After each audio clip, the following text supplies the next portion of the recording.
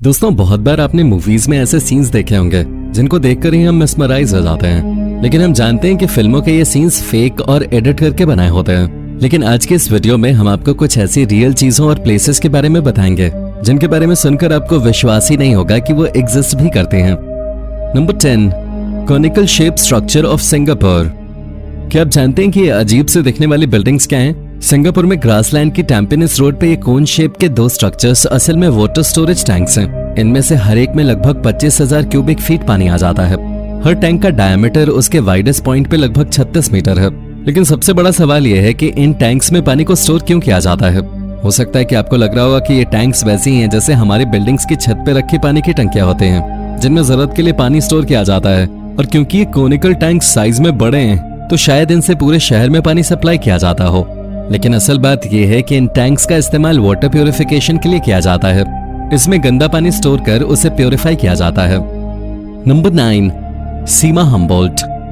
अब बात करते हैं वेनेजुएला के बोलिविया स्टेट के सीमा हम्बोल्ट नाम से जाने जाने वाले इन विशालकाय सिंक होल्स के। ये कई वजहों से फेमस हैं। सबसे पहली चीज तो ये कि ये ऊपर से देखने पर बिल्कुल ऐसे लगते हैं जैसे ये धरती को भेद कर सीधा अर्थ के सेंटर तक जाएंगे। इस होल को सबसे पहले एक पायलट ने नोटिस किया था। यह होल करीब 300 मीटर गहरा और 490 मीटर चौड़ा है, और इससे करीब 600 मीटर की दूरी पर ऐसा ही एक और भी होल है जो कि इससे साइज में थोड़ा छोटा है। सारी नामा नाम की पहाड़ी पर स्थित यह होल इसलिए भी अनोखा है क्योंकि इसके अंदर एक फॉरेस्ट पे है। लेकिन इस फॉरेस्ट को आप तभी देख पाएंगे जब आप इसकी गहराई में उतर सकेंगे। तो क्या आप इतनी गहराई और अंधेरे में जाकर इस जंगल को देखना चाहेंगे? अपना जवाब हमें कमेंट करके जरूर बताइए। Number 8, Kenneth-Stein rocks. नॉर्वे के इस मशरूम और मैलोए जैसे दिखने वाले स्ट्रक्चर को देखकर तो सभी प्रभावित हो जाएंगे, लेकिन आपको बता दें इन्हें बनाने का क्रेडिट किसी भी आर्टिस्ट को नहीं बल्कि नेचर को जाता है। इन रॉक्स को केनेथ-स्टीन रॉक्स के नाम से जाने जाने वाले ये पत्थर अचानक रातों रात नहीं बने, बल्कि हजारों सालों तक समुद्र किनारे पड़े इन पत्थरों पर हवा के कारण तेज बहाव वाली लहरों के टकराव से बने हैं। हालांकि सब लोग इनकी तुलना मशरूम से नहीं करते। कुछ रोमांटिक्स इसके शेप को हार्ट से भी कंपेयर करते हैं। ये स्ट्रक्चर्स काफी स्ट्रॉन्ग हैं और इंसानों का भार सह सकते हैं, लेकिन फ्यूचर में टाइड की वजह से ये नष्ट भी हो सकते हैं। पर वैज्ञानिकों के अनुसार इसमें अभी कई सेंचुरीज का टाइम लगेगा, और अगर कभी ये डैमेज भी हुआ तो नॉर्वे गवर्नमेंट के लॉ के हिसाब से इसे रिपेयर करवाया जाएगा। Number 7, cape poles.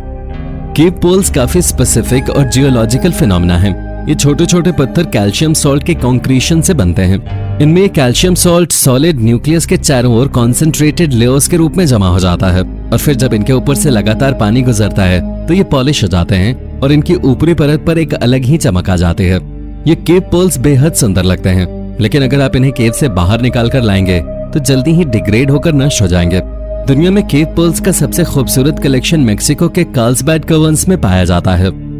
Number 6, candle SOR केव।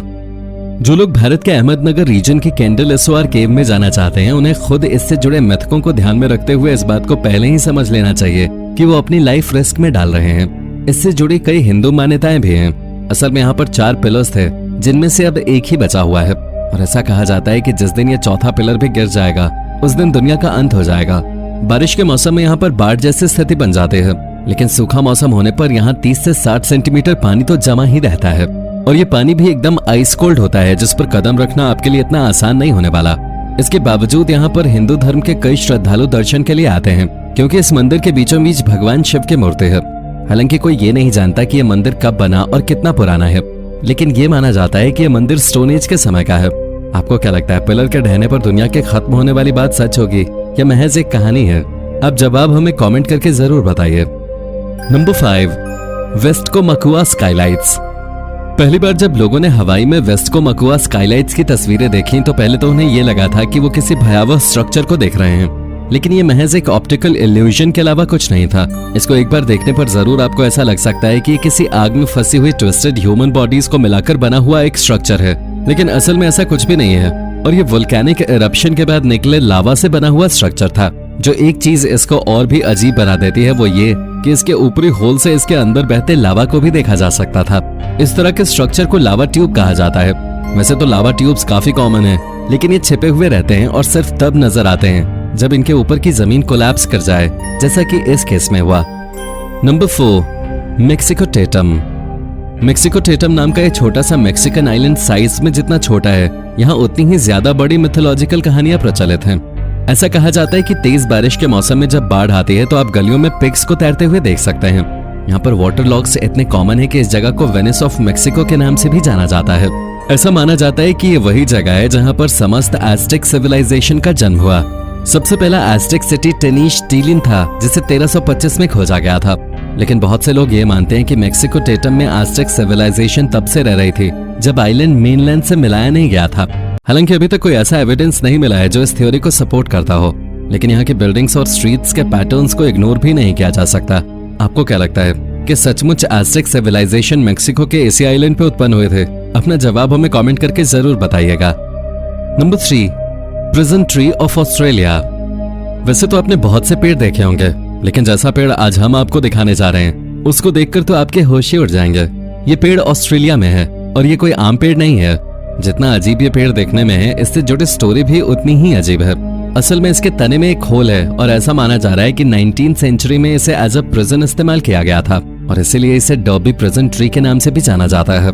ये पेड़ लगभग 1500 साल पुराना है और इसका जो हिस्सा खुला हुआ है उसकी चौड़ाई लगभग 15 मीटर है। और क्योंकि ये हॉलो है इसलिए पॉसिबल है कि कोई अगर चाहे तो इसे प्रिजन के तौर पर यूज कर सकता था। लेकिन ऐसी भी संभावना है कि शायद इसे कब्र के तौर पर यूज किया जाता हो, क्योंकि एबोरिजिनल्स लोग इस तरह के पेड़ों में लोगों को दफन करना पवित्र मानते थे। लेकिन आपको क्या लगता है इस जगह को किस लिए यूज किया जाता रहा होगा, एज अ प्रिजन या फिर कब्र? अपना जवाब हमें कमेंट करके जरूर बताइएगा। Number 2, fluorescent light artwork museum. वैसे तो एम्स्टरडैम में आपका ध्यान आकर्षित करने के लिए कई चीजें हैं, लेकिन अगर आप इलेक्ट्रिक लेडीलैंड में जाते हैं तो आपको ये म्यूजियम जरूर देखना चाहिए। ये जगह दुनिया का इकलौता ऐसा म्यूजियम है जिसे फ्लोरेसेंस और फ्लोरेसेंट लाइट को डेडिकेट किया गया है। ये म्यूजियम एन फ्रैंक के घर के पास इलेक्ट्रिक लेडी नाम की एक आर्ट गैलरी में स्थित है। हालांकि इस म्यूजियम में कुछ फ्लोरेसेंट आर्ट मटेरियल आर्टिफिशियल भी हैं, लेकिन यहाँ बहुत से ऐसे नेचुरल मटेरियल्स भी हैं जो अल्ट्रावायलेट लाइट को रिस्पॉन्ड करते हैं। और जब आप इस म्यूजियम के अंदर होंगे यहाँ की लाइट्स को ऑफ कर दिया जाएगा और फिर आप लुत्फ उठा सकते हैं इस शानदार म्यूजियम की कलाकृतियों का। नंबर 1, नीरागोंगो। वैसे तो किसी भी वोल्केनो के नजदीक जाना सेफ नहीं है, लेकिन नीरागोंगो नाम के इस वोल्केनो के पास जाने के लिए आपके गट्स बहुत ज्यादा स्ट्रांग होने चाहिए। ये डेमोक्रेटिक रिपब्लिक ऑफ कॉन्गो में स्थित है। इसका पहला इरप्शन 1882 में हुआ था और उसके बाद से अब तक इसमें 30 बार विस्फोट हो चुका है।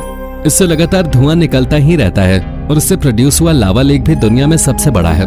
लेकिन इसके इतने खतरनाक होने के बावजूद इसके बेस पे घनी बस्ती वाले कई गांव हैं। यहाँ स्थिति इसलिए भी खराब हो जाती है क्योंकि इस माउंटेन पर एक स्पेशल टाइप का अल्काई रॉक है जिसकी वजह से लावा तेजी से फ्लो करता है।